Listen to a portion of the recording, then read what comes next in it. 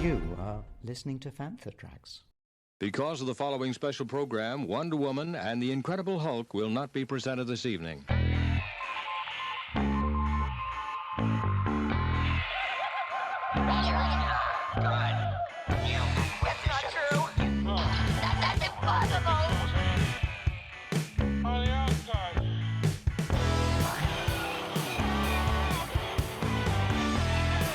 It's time to get all your Star Wars news in a single file.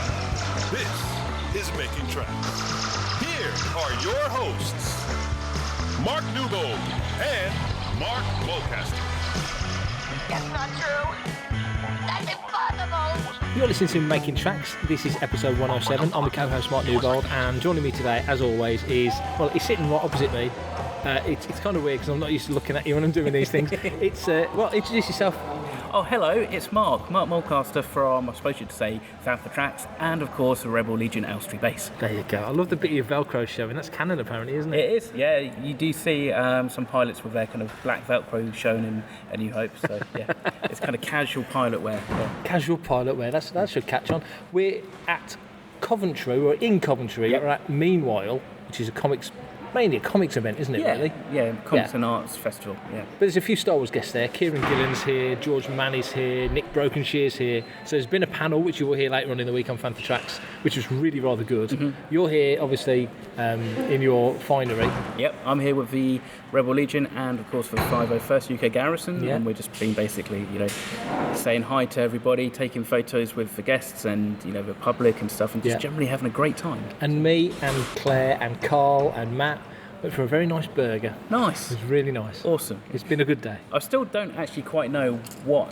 you actually call a group of fanthas together. Well, my head tells me it should be a herd. A herd. A herd. I don't know. I don't know. I always thought it could have been a whinge. A whinge of fanthas. Yeah. Oh, I actually quite like a whinge of fanthas. Yeah. It's quite accurate, I think. I'll have that on the next shirt in Aurebesh. Yeah. Instead of like some cool thing, it'll be like a whinge of fanthas. That might catch on. So, obviously, it's every week's a Star Wars week. Yep. It's another Star Wars week. In terms of stuff coming in to Casa de Marco, what's coming to your abode this week? I have some prototype retro Boba Fett figures. Oh, nice. Yeah. Nice. There's a slightly long story behind that, too long to get into. A couple of those came, and that's basically been it. But what I have been doing is, quite appropriately, I have been catching up on a lot of Marvel Comics reading. Nice. So I'm almost caught up. I think I had about 25 comics to read at one point, and I'm down to about 3 or 4. Oh, that's good going. Yeah. That's good going. Well, I've just picked up my latest bunch from Matt. Cool. So I've got a watch to read, and review, obviously, a watch to get through there. So that'll be nice to get caught up with that.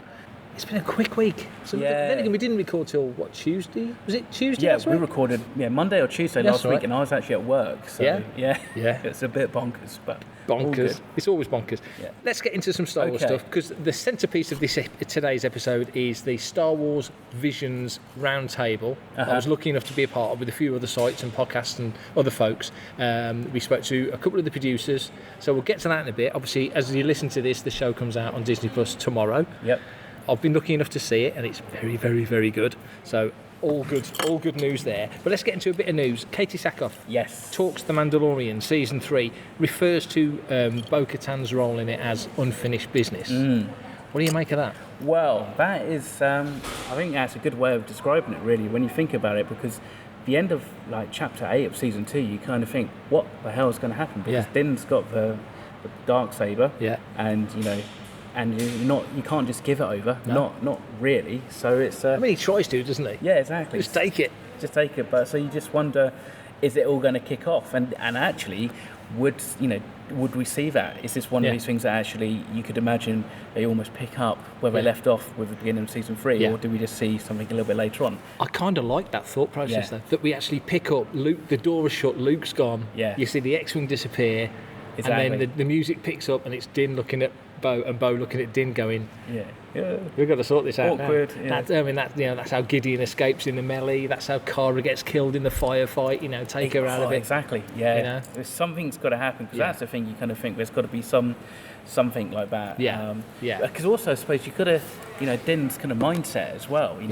Grogu's just gone, so he's an emotional wreck. Yeah. So he's probably not even going to be thinking straight anyway. No. The quote that she said, the way that Lucasfilm left me in season 2, one of the roads that could be gone down, absolutely you'd think, would be the unfinished business, air quotes, good for podcasts. But that is so far above my pay grade, and you just don't know, right? As a fan of the show, I'm just excited to see what they come up with. And she goes on to talk about how her and Filoni talk about Bo and the backstory. She knows a lot more than we know at this point. So, and then how she's looking forward to working with Rosario Dawson. She's never worked with her. So Bo and Ahsoka have been together on screen in the animated show, but that was Ashley. So, and they were probably never in the same room at the same time anyway. No, exactly. Yeah. So that will be really interesting, and I think those are two characters that you really do want to see. I think in the Mandalorian face to face. Absolutely, yeah. You're right though. I think if they skirt around that issue, and leave it as something that we'll go back to in a book or we'll go back to in a comic, I think you feel a bit cheated, wouldn't you? Yeah. There needs to be some, but then also in that scenario, you think it's a bit like the Potter thing with the Elder Wand. It's like, that doesn't end good for one of. It's the Highlander, isn't it? There can only be that sort of thing. It's that kind of thing. Someone's going to come out of it. I think for spanning the works, it's probably it is the Cara Dune kind of angle, really. Yeah. Because there's got to be a way that they're not going to get Gina Carano back just for like a quick 5-minute kind of like scene or something. No. But if they pick up from where we left off, either they just basically have to shoot her with maybe body doubles in reverse. Well, or yes, do something literally happen immediately and there's a big explosion and then she gets sucked out into space or something. That's a good point though, because it makes you wonder with the contracts that they sign, what latitude is there for that actor now that there's ILM are doing the visuals, they've got all the imagery they could want to do a digital Cara. Reese Beecher can do the voice. Now we know that these things can be done. I wonder what her contract, or any of them, would stipulate if they needed to do a scene, like a 1-minute scene with Cara. Just a death scene. If they could do it. Interesting. That will be interesting to see how that kind of pans out. Hello, I'm Ahmed Best, and you're listening to Fantha Tracks. Robert Rodriguez. Yes. Talking Book of Boba Fett. As he does. Yep. As he does. I mean, you can understand why. The show's only, 3 months away? Not even that. It's scary, isn't it? It's on us before we realise it. He's talked about it before. He's told us that it over-delivers, basically, which I thought was a great way of phrasing it. Another quote. I've got so much to tell you about that, but I'm out of time, he said. He was talking to the Nerdy Basement podcast. I can't say anything about that. I'm sworn to silence. I can say I'm working on it. It's going to blow your mind. You saw him arrive in my episode of The Mandalorian. That was nothing. I can talk it up all I want because I know it's going to deliver. I know it's going to over-deliver. So he's mega hyped about this. Big promises. Big promises. As we sit here right now, in mid-September, or past mid-September, 2021, with the show coming to us in December, hopefully December, what's your gut tell you that we're going to expect from Fett? Because we're always being drip-fed little bits. You kind of get the vibe of different things. Fett's in visions, there's lots of little things. He's in a lot of kind of like coverage at the moment. And one thing I've kind of noticed, I think, especially with the Book of Boba Fett and that, they've made him more verbose. I think he talks more now than he's ever done in any other comics, and I guess that's partly because you're going to have Tamara Morrison, and he's going to probably spend a lot of time delivering dialogue. So it helps to maybe break us into that, for instance. But I'm really excited just to see where he takes this, because I hope it is as good as he says. There's always that worry when a creator says, "Oh, it's amazing, it's fantastic," and it's like, is it? Are you overselling it a bit? Exactly. But He does big set pieces and good action, so fingers crossed it's going to be like, balls to the wall, just like, a slogfest. I think that's what we want. I think that's what I want. I want to see Fett. I mean, obviously, a lot's happened to the character. A lot of what his legend was inferred in the past. Whereas now we're getting the chance to see it. So I really want this older Fett to come back and really, kick ass. I think that's the thing, isn't it? It's almost like there is, that what we saw on the sail barge was just like Fett having a real bad day. That was a bad day, and actually, we're going to kind of see the redemption of his reputation, hopefully, and also then maybe even the proliferation of his reputation. And actually, we kind of find out, whatever he does is going to be even more badass than what we expected. So. One thing that I noticed, somebody had mentioned online that the new Star Wars Legion pack, which is the Mandalorian version of Boba Fett with the gaffy stick, isn't listed in there. You know, they have all the stats and such for different characters.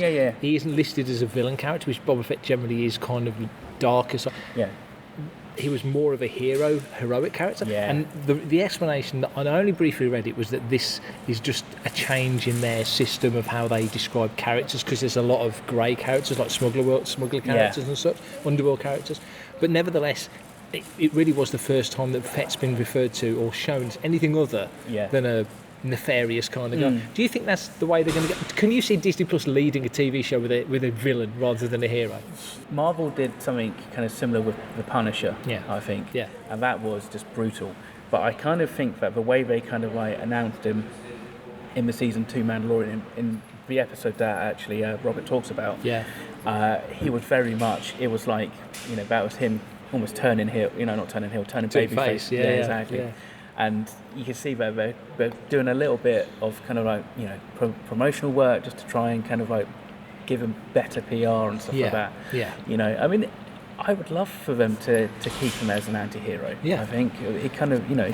I mean, Batman's kind of an anti-hero, isn't he? You know, I mean, it's nothing new. No. And you just made a wrestling reference. And I mean, you know, that whole tweener thing. It's the same sort of thing, isn't it? So you've still got Fett being a badass. But his means, you know, there's no Empire particularly. No. I mean, there's remnants of it, but you know, generally, you would imagine. We see at the end of season 2, he takes the palace, doesn't he? Him and Fennec. So he's kind of his own boss. I mean, I think even actually, with some respects, what we saw with Fennec in the Bad Batch, where we kind of saw her, and even actually what we saw with her joining in The Mandalorian. I mean, like we said in the roundtables at the time, you know, these bounty hunters have a code of like conduct as well, code of honor. You know, which is very kind of a samurai and slightly appropriate for this week. Very. And so therefore, you could quite believe that actually, there's going to be stuff that maybe he will, you know, that's his code of honor. And as long as whatever his code of honor is consistent, and he doesn't kind of like flip-flop and doesn't do a Janeway. Week on week it's a different. I think as long as they keep it consistent, which I'd imagine they would do, because this is a short run series and doesn't look like, you know, potentially it's going to be a season 2 or anything like that. So therefore this will be like, you know, the story being told, hopefully move on to something else. Hi, this is John Morton from The Empire Strikes Back. I'm Dak Rotha, or Bespin Boba, and you're listening to Fantha Tracks.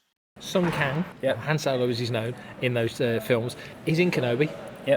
He spoke about it with Ash Crossan from Screen Rant, and talked a little bit about, kind of went over things that he said before, fairly open kind of comments rather, and things that he said before. But he does mention in that conversation that his character wields a lightsaber. Now, I've thought about this, because your natural inclination is to think, he's playing a Jedi. He's got to be playing a Jedi or playing a Sith. But Han Solo wields a lightsaber in Empire Strikes Back, you know. Finn wields a lightsaber in Force Awakens. So there are characters. It could be a misdirect. It could be a big misdirect. What do you think of that? I to be honest, that's a pretty good and astute kind of like observation there, because you could think potentially if he's on Tatooine and that, and you know, if Ben Kenobi's wandering around, something gets into trouble, I don't know, gets attacked by a Bantha or something, gets incapacitated, and there's no other option, he has to use a lightsaber. You know, I mean, that would be quite cool, and maybe it's a big moment for his character. As well. So, you know, I mean, other than that, you know, then the obvious thing I think you could say, he is probably a Clone Wars era Jedi, and you're going to see him in some kind of flashbacks, maybe. It does feel, I mean, obviously Hayden's in it, so you kind of think there's at least the chance of there being significant flashbacks.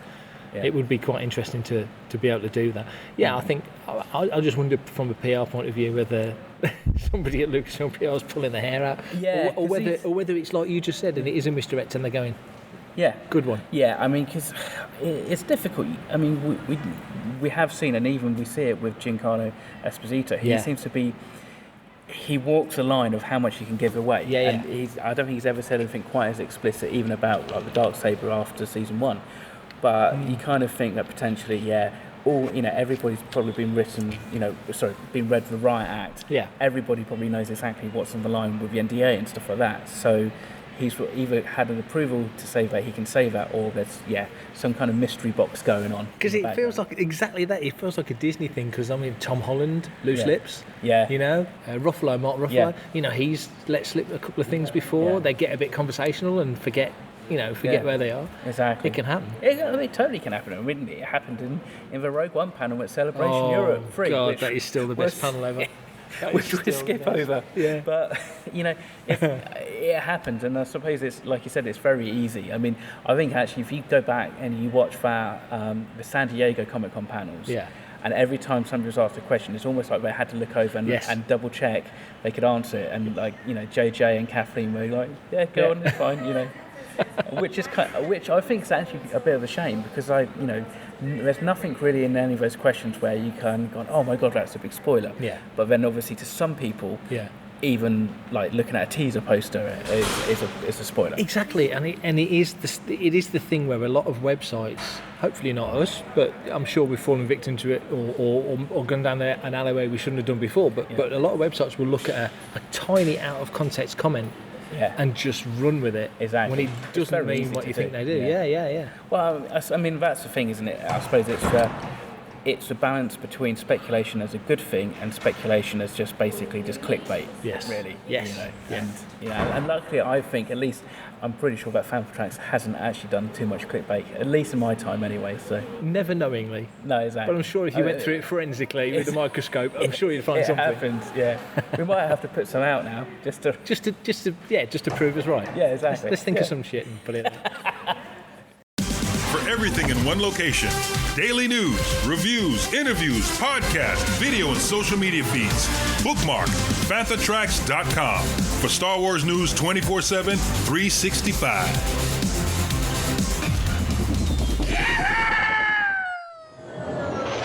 So first of all, thank you so much for taking time out of your day to speak with us. I'm really excited to be here.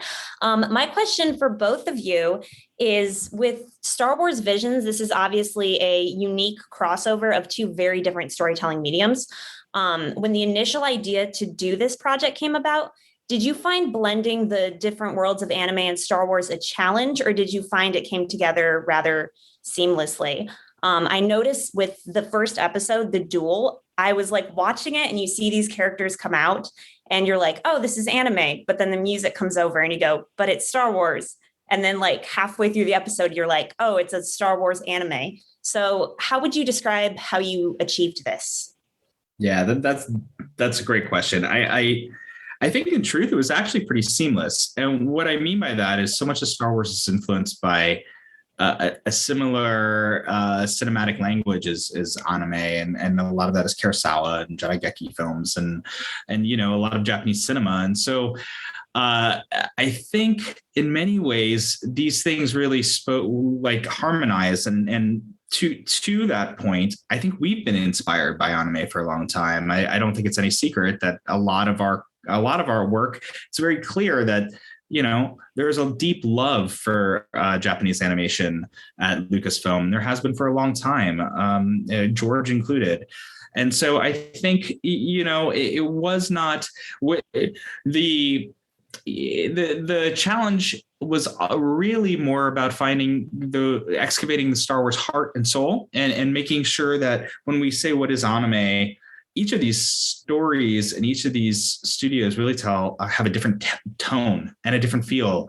And, it really hopefully paints like the broad swath of like all the diversity you get with anime.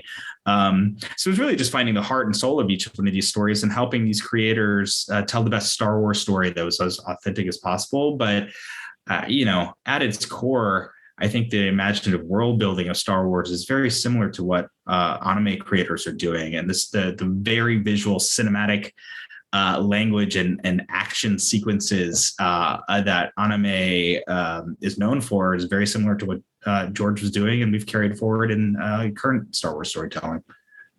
I agree, because it's all the creators are hugely influenced by Star Wars. So and then they love Star Wars so much. So when we're talking about the story and ideas, like they know what they want to do, and then they know what's the essence of the Star Wars universe. So it's pretty seamless. And it was very interesting. We have a very great conversation go back and forth between the studios in the production.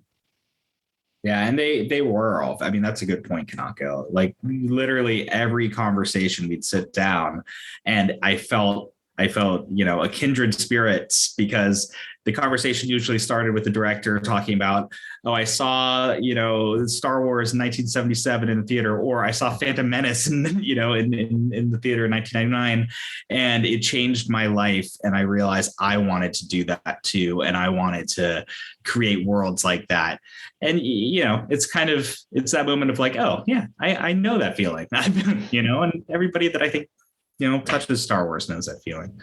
Yeah, definitely. Thanks. And we're going to go to Dan with Coffee with Kenobi. Wonderful. Thank you so much, James and Kanako. Pleasure to chat with you this evening or this day or wherever we are in our time zones. So speaking from a point of mythology, is there a particular thematic element of the Star Wars mythology that you thought would lend itself beautifully to Star Wars and anime? Gosh, that's tricky in the sense that I don't think there's one specific story. I think a lot of these different stories tell mythic Star Wars stories that fit anywhere within Star Wars storytelling. A good example is The Elder. It is masters and student stories, or is Star Wars as it gets, and understand it, passing back the knowledge and having to train is Star Wars as it gets, and seeing the difference in generations. On the other hand, something like a Tatooine Rhapsody is a story about a dreamer and found family. That's Luke Skywalker. He's a dreamer who finds a family, and same as it's Rebels. So all of these stories have human stories. Toby one is a story about, it's a Pinocchio story. It's a boy that wants to grow up, a droid that wants to grow up and be a real Jedi. So they're all mythic is the truth. And I think that's why they're authentic Star Wars stories. We approach it from that place first. What is the basic? And look, we have the benefit of working with people like a Dave Filoni and the people who have been here a long time and have passed on their knowledge. So we get to pay it back, pay it forward. Thanks so much. And next we have Sandra with Fangirls Going Rogue. Good afternoon, good morning, good evening, wherever you are. Nice to see everyone. My question, I want to get a little bit more specific. So we know these are alternate universe tellings of Star Wars. What were the basic guidelines for the creators? Was it sky's the limit, or we would like to see certain things? Can you give us some specific details that you gave the creators? So it was very open to, and we asked them to please explore your imagination and tell your perspective and tell your own story in Star Wars Galaxy. And that's how we see, that's the idea we received. So we were fortunate that every single director gave us very distinctive ideas and perspective and their interpretation of Star Wars stories. Yeah, we wanted it to be a celebration of Star Wars anime, really. We whether if they wanted their stories to fit more on the timeline, like something like a Tatooine Rhapsody, we worked with them to help them make it feel like it's plausible and could fit into that. But we didn't want to lead from that place. We didn't want them to try to tell stories that were going to define core Star Wars fiction. We wanted to really let them tell their stories and create new characters. And, certain stories like a Tatooine Rhapsody has a Boba Fett and a Jabba, but really they earn those characters, and Bib, but they earn those characters because their characters are so good. And it kind of warrants leveraging these other characters. But no, it was very free. Thank you so much. Fanta Tracks. Next is Mark Newbold with Fantha Tracks. Evening, morning. Hello, everyone. It's a question for both of you. What instigated your decision to go all in on a Japanese anime style show like Visions? And slightly further to that, could that lead to other shows designed in a similar fashion around other cultures or other genres? If this is a success, maybe kind of open the doors to something special. Passion, love of the medium. It truly was that. I mean, I this certainly wasn't a cynical like, oh, anime is popular. This was, we love anime, and like we were looking for ways to do that. And like I said before, we didn't really know how to do that in this sort of world, in a very feature-driven world. But when Disney Plus became Disney Plus, and we saw that opportunity coming, and it was a whole new platform, we realized we could explore different types of storytelling and lean into anime, which is something we loved. It just happens to be a growing form, I think, because people are discovering what artistry is there. Will this beget further future anime things? I mean, you know, I let's see the reaction. I'm hoping people love it as much as Kanako and I do, and we'll know more hopefully next week. Next is Holly and Brian with Full of Sith. Hey, thanks for taking the time to talk with us and letting us get a chance to take a look at Visions early. It was really fantastic. I enjoyed the varied breadth of everything that we were able to see. It was never the same thing twice. As far as my question is concerned, talking to Star Wars creatives in the past, Dave Filoni has said, when making Star Wars, you can't talk about Star Wars exclusively. You have to talk about the other things that artists bring into their inspirations to make Star Wars. And there's obviously in here a lot of Kurosawa and the Jedegeki films that you talked about, but what are some of the things that are maybe lesser known that got talked about in those conversations that you had as producers with the directors as you were establishing all of this? Yeah, I would, I just because you mentioned Dave, I'll riff a second. I mean, I've been fortunate enough to work with him over the last number of years, you know, not as much as I would love, but you know, I have learned a lot. And what I have learned from him is that he focuses on what's a story you could tell, or what I've found is he focuses on a story of what could you tell without the Star Wars first? What's a relatable human story? And then from there, we can look at what makes it Star Wars and how do you layer on the Star Wars. The other thing he talks about a lot, and I think you see in this, is genre films and, you know, what were the influences of Star Wars? And Kanako, I'm sure you could speak to this more too, but each of these studios are pretty steeped in cinematic like verbiage. Like they've seen all the films, and so like they had a point of view, and hopefully you can see that in Akakiri and The Duel, and you can probably reference those films that they're riffing off of. Yeah, I think each director's, you know, they are super excited working on this Star Wars project. At the same time, they didn't really overwhelmed by like you have to make a Star Wars story. I think they bring their very unique perspective to each short. Like Village Bride, like director want to bring the ritual, like more like a Japanese like animism type of concept to the story. And Tatooine Rhapsody, the director Kimura, like he's really young and he wanted to bring this like a rock band concept. So they're not shy about bringing their own perspective and what they really want to tell on the Star Wars platform. So I think that's also another reason why it's worked pretty well, I think. Next, we have James with Jedi News. Hello there. Thank you, Kanako and James, for bringing such a diverse group of directors and studios together to produce these 9 fantastic episodes. As we've learned from George over the years, there's one of the biggest components of storytelling is the sound and the music. And the sound and the music of these episodes is absolutely incredible. So how did you go about bringing the Star Wars theme into the episodes, but also giving each of the episodes such a unique feel in terms of their sound? And what about putting the sound and the music out so that people can enjoy that as a standalone thing? Go ahead, Kanako, you should. Yeah. Oh, sure. So I'm glad you brought up the music and the sound. So music, like we didn't ask studio to like you have to find these type of composers. They went to find like the best composer works for their short. Some of the shorts like Village Bride and like a duo like explore the combination of orchestra and Japanese traditional music. The Ninth Jedi as like the two composer units are heavily inspired from John Williams. So they are like entire music is like a homage to John Williams. And like Akakiri, the sound is like from the by a composer called Yuzan, and he's a Japanese and he plays the Indian drum called tabla, which adds very interesting perspective to the Star Wars music.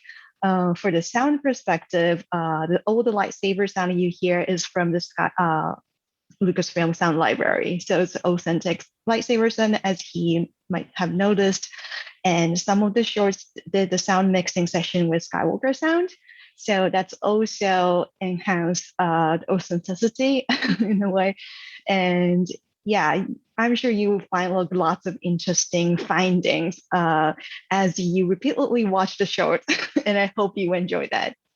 Next, we have Chris with theforce.net. Hey guys, Kanako and James, thanks for joining us and taking the time. On the English dubbed versions that we got to preview here, we heard some pretty fun names doing voices like Lucy Liu, Joseph Gordon-Levitt, David Harbour, Jordan Fisher, James Hong. Were there any specific characters that were created for Visions with certain voices in mind, or did you guys like match those up after the art and dialogue were already set? No, I mean, our whole development and production philosophy on this was we wanted to really ensure authentic Japanese anime. And what I mean by that is we let the studios cast a original cast first, a Japanese cast. This is the sub versus dub debate you hear often in the anime community. But that rendered the initial expression. What we ended up doing is knowing that we wanted to make this as accessible as possible, and we wanted to give people the option for the authentic original experience, but also have a version that was for people who didn't want to read the movie or experience it in another language. And so we did what has been done with Miyazaki films and a ton of anime is dub it.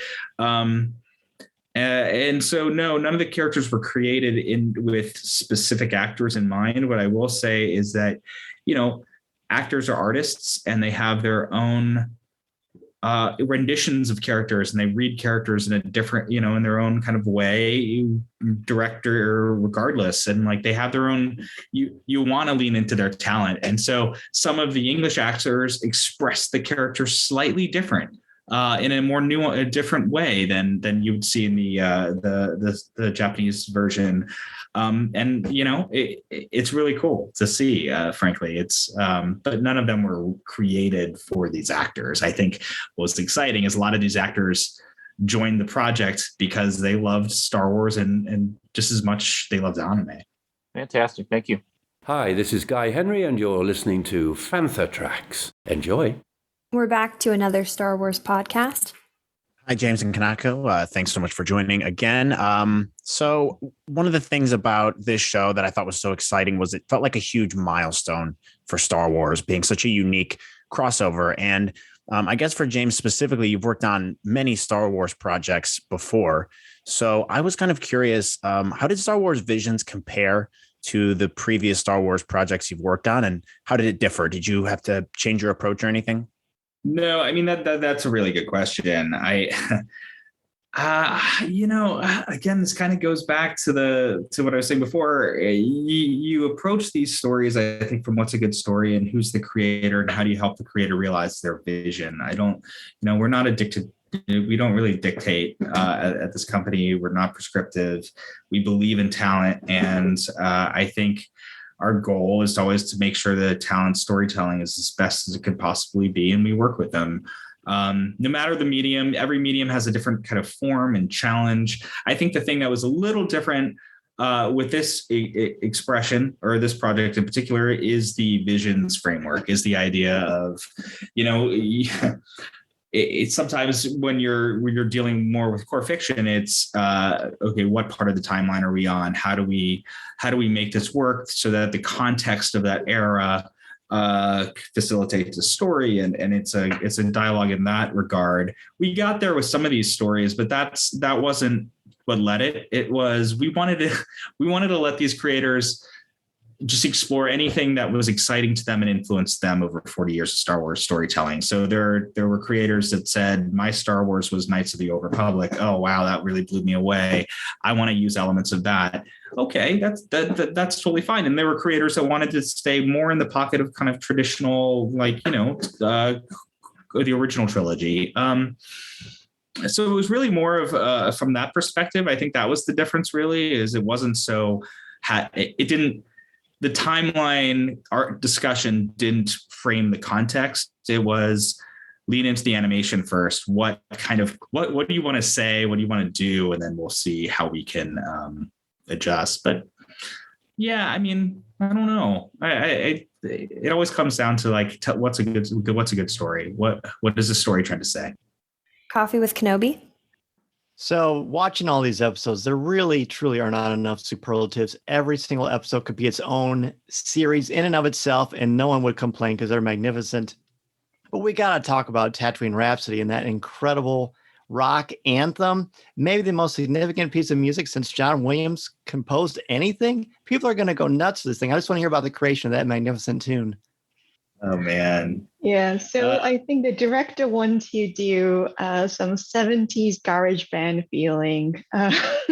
So I think what they had in mind was The Crash. I forgot the exact song, but yeah, so he wanted to recreate that feeling. I think they, nailed it. Very Ramones-y. It's super. Yeah, Ramones. Sorry. Yeah.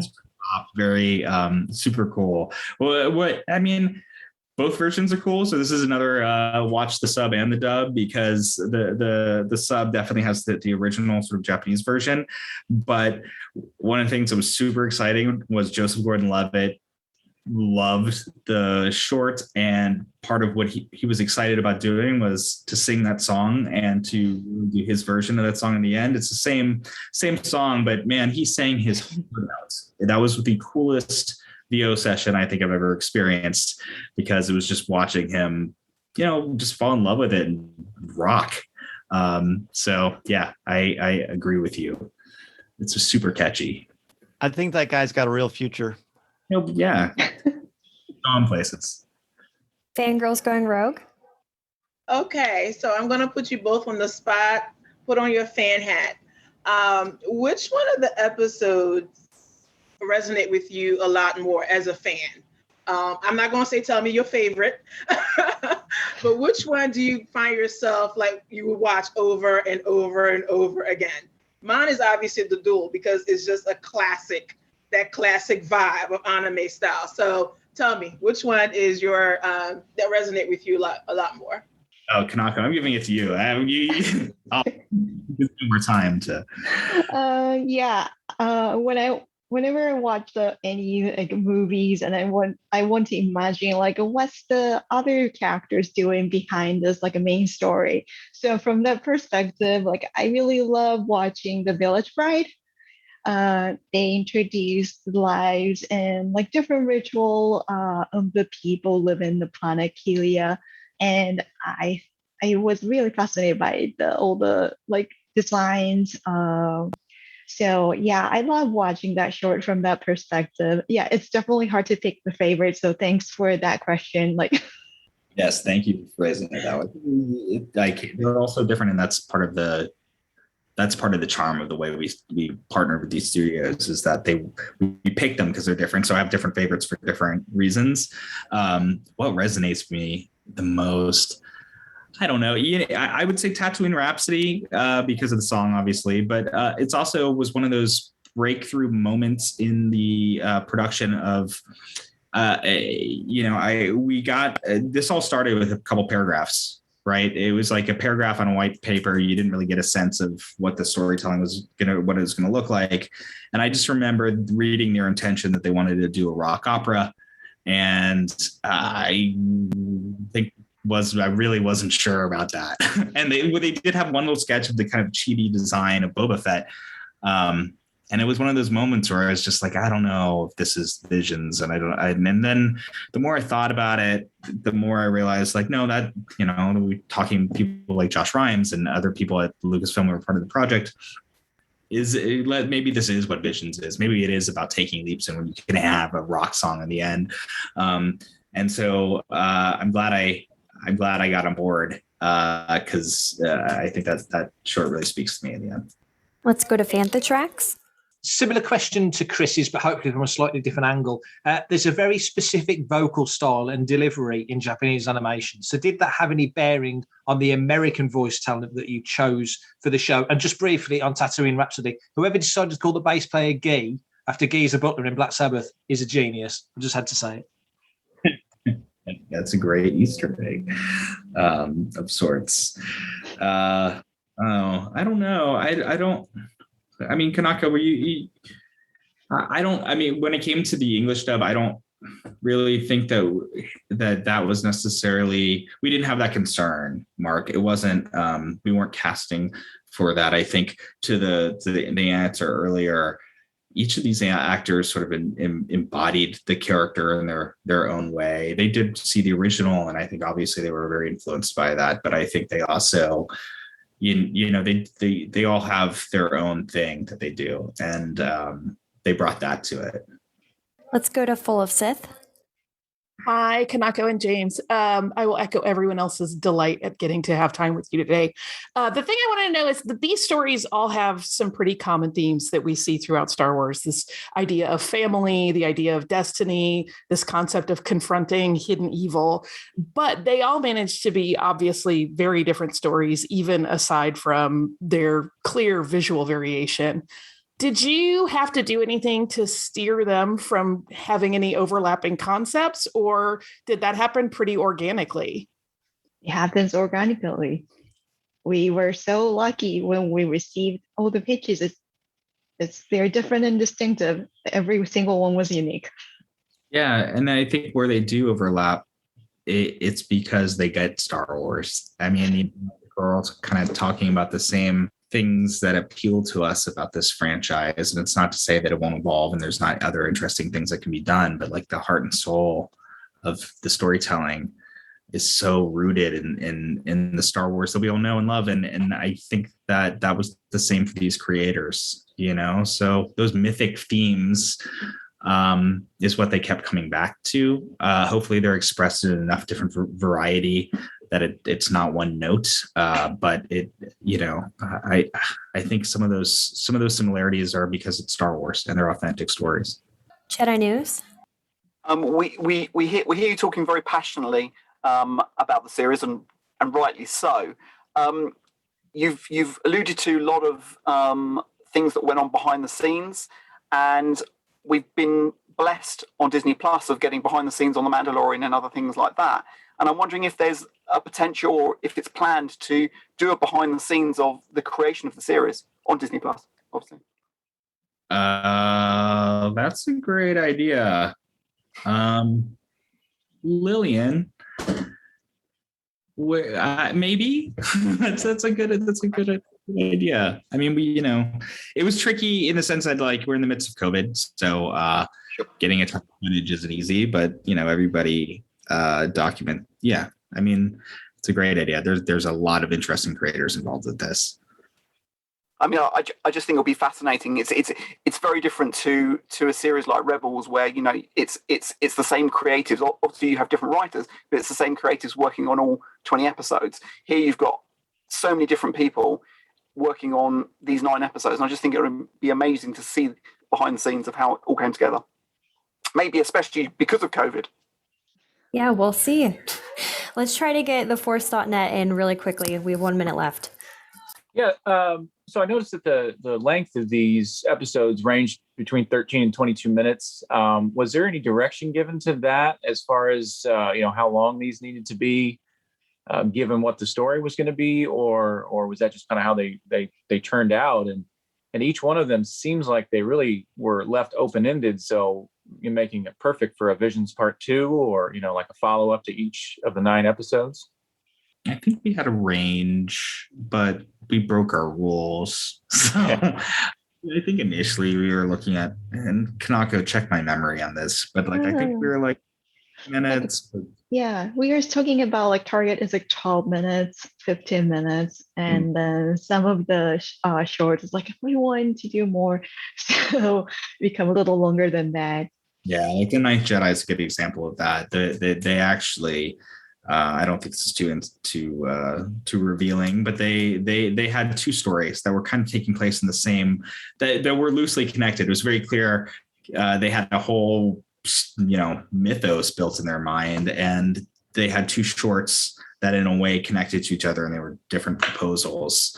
And we realized we should put these together and let you tell your full story. Don't be constrained by the time. And we figured out how to make it work.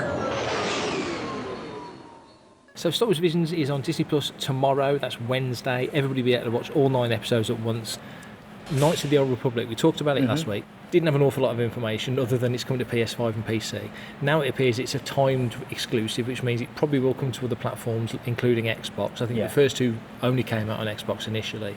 But another thing that was mentioned from senior designer Tully Ackland on Twitter, he did say that it's a full remake. But that even though it's a full remake, Jennifer Hale is coming back to play Bastille Shan once again. What do you think of that? I think that's a great idea. Yeah, I think it's perfect. Yeah. So it's gonna just hopefully just almost be an introduction to almost like a whole subsection of the franchise in Star Wars. So maybe younger gamers and that haven't actually had the opportunity to kind of get involved with. I mean, just recently I've been playing Republic Commando, which has been available on the PS5, and that is basically just a straightforward report and actually the graphics look a little bit dated and the gameplay holds up, but it's kind of but it's fun. But I'd love to see some of those games. I mean, even for instance, Super Star Wars you can get on the PS4, right? So from the SNES, so the JVC one from 94 or something. Easily, And that's a bit more hard work. But well, they recently just re-released Racer, didn't they? Episode 1 Racer. Yeah, and I've got that. Yeah, exactly. So I mean, I love it, and I love the fact that they're doing that because there is always that annoying thing that you can't necessarily keep hold of all your consoles. No. And sometimes they break, but so there's an annoying thing that when their new console comes out, all your games suddenly become basically your library's obsolete. Yeah, exactly, obsolete. And so therefore, them doing this shows that they must have a lot of kind of faith and just in the story of this game as well. So broader to that point then, because something you just said makes me think. One thing we've talked about before on the show is that on Disney Plus, you can put Phantom Menace out, and overnight you can change Yoda. Let's say, pick an example, and they can do that now with anything they want. If they want to go and take out all the matte lines from the original trilogy and freshen things up, they can just press the OK button on a Sunday night, and on Monday morning, everybody sees that on Disney Plus, and it's the same for everybody around the world. Do you think we'll ever get to a point of time, or do you think there's just too much money tied up in consoles where there will be a console? A standard console. Whoever makes it, doesn't matter who makes it, but it's a standard console, and that games get updated, games get refreshed. Do you know what I'm getting at? So it's more that you're playing Knights of the Old Republic. You're not playing Knights of the Old Republic 2003 or 2022. You're just playing Knights of the Old Republic, and it's the latest version. Do you know what I'm getting at? Do you think they'll ever get there with it? I mean, I suppose the problem is, at the end of the day, is that it's all money, isn't it? Yeah. So a new console, that's you get your early adopters, and they go out and they get the console. Yeah. And then the games come out, and then I think if those games have ability and the support to just do that by the actual software manufacturers, then that's great. Yeah. I mean, because in fairness, actually, you see it, you buy a game, and then within a couple of days there's a hot patch or there's an update, and you saw that with Battlefront. You kind of that's true. Every kind of couple of months there'd be like an event or something, and that's all downloaded. Yeah. And I suppose it kind of comes down to how profitable it is, because ultimately at the end of the day, it's going to you're going to either have to pay some kind of subscription to get that service. or there's got to be some kind of micro kind of charging in the game. Yeah. So I suppose the question then becomes like whoever owns the rights of like Knights of the Old Republic, or let's say Episode 1 Racer, for example, whether or not there's actually any money and profitability in updating stuff like that. Yeah. But I mean, it would be great to just be able to know that you could log on, and I think maybe we'll get there with like PSN and stuff. You could, you pay your subscription, you download your games, and it doesn't matter if you're on a PS4 or PS5. You can access them and you can play them. Yeah. Ironically, I can play Grand Theft Auto Vice City and number 3 and that on my iPhone. So there's so many different avenues to play the same game now. It's just fantastic. It just feels like with tech in general, I'm very much generalising. Yeah. And here comes trouble. That you get when they made. Hello, we've got rebels walking in. That's all right. We're recording a podcast, so yeah. No, and you're on the show now. Yeah. We've just been interrupted by Princess Leia, as always. Yeah, and she's just stuck her tongue out at us as well, as always. Critics are everywhere. Yeah, I know. when they made Phantom Menace, and they used the CG at the time for Phantom Menace, and they came to Revenge of the Sith, 6 years later, and they needed Boss Nass to be in the funeral scene, Padme's funeral scene, and they had terrible trouble taking that old Phantom Menace CG character, and as good as he looked, and porting him into Revenge of the Sith, because the tech had moved so far in that time. But now it kind of feels, where's the focus? Is the focus on the hardware? Is the focus on the software? Rendering? All the parameters have changed. I think it's all of it, isn't it? Really, that's the thing. It's like at the end of the day, a company, let's take Sony. You're going to have the technology department who's going to be solely focused on the hardware, because normally what happens is it's the hardware that is what lags behind a little bit. So the game developers can create the games, but can the actual games hardware at the time support them?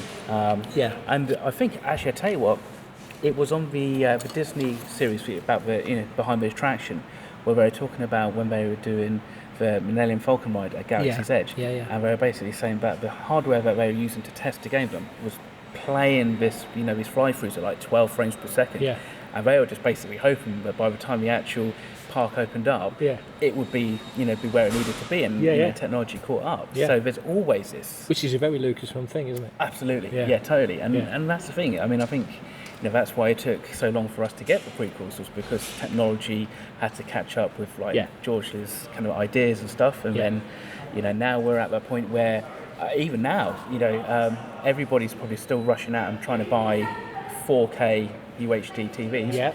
I'm working on 8K. Wow.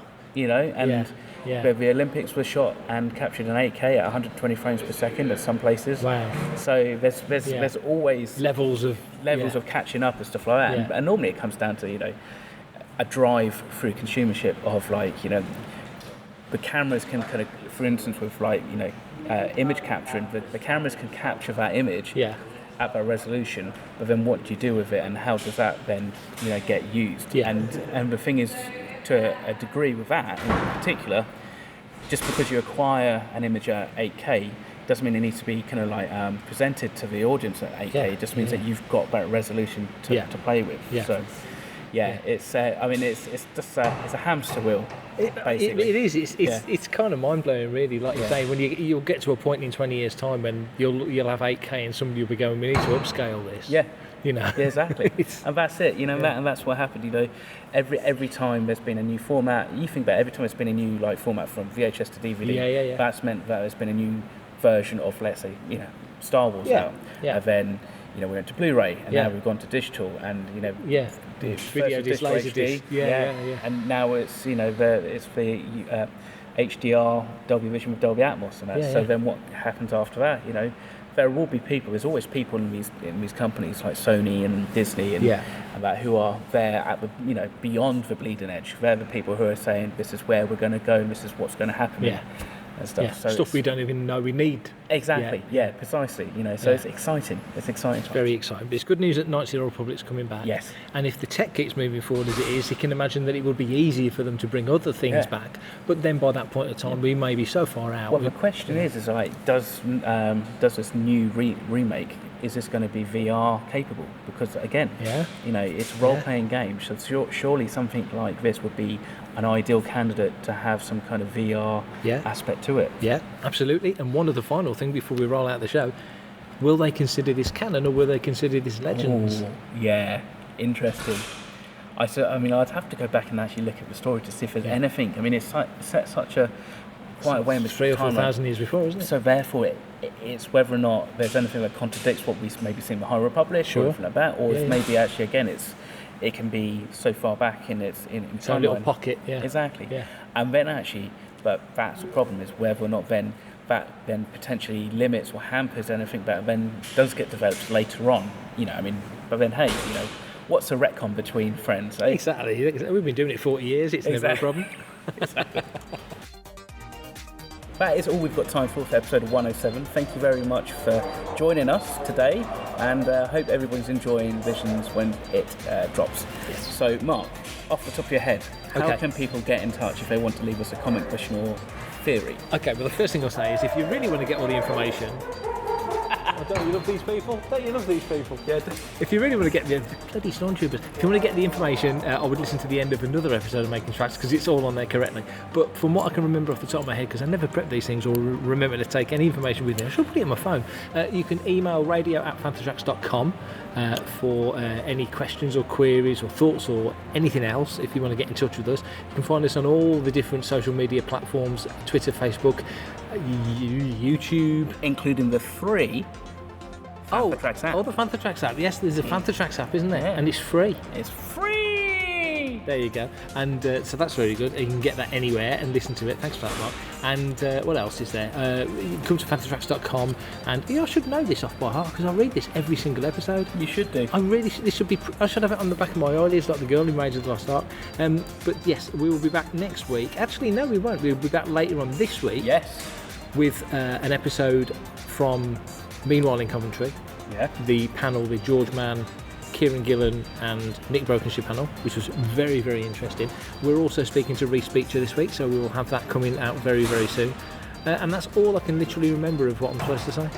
I think that is pretty much it. Yeah. In one shape, way or form. So good to see you, Mark. Good to see you, Mark. Yeah. Rare, but hopefully more regular as the year progresses. Yes. And everybody else, thank you very much for listening. Stay safe, and of course, may the Force be with you. Coming up next on Fantha Tracks Radio, it's another episode of Making Tracks.